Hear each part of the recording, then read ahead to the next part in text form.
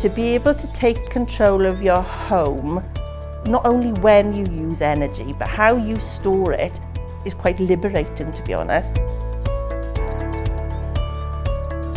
Octopus Energy installed for me 15 solar panels across 2 south-facing roofs.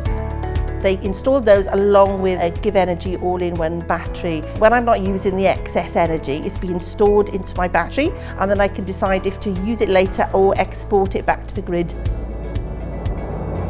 So I work with Octopus Energy because they gave me confidence. I've been a customer with them since 2018. They were great, the entire process. The best part of having Octopus do the install was the familiarity. All of the Octopus people I've met have quite a friendly manner. They turned up, they were on time, they were polite, and they communicated really well. I've read lots of things about how you can turn your house into a power station, but until you actually see it, it's difficult to imagine it. There were 2 teams, one up on the roof and then the others doing the electrics from the solar array to my battery storage. On the Give Energy app, you can see your home in the middle and it shows you where the energy is coming from, and the excitement of seeing absolutely no energy coming from the national grid. To see the fact that I'm not only powering my home and I'm exporting to the national grid is amazing.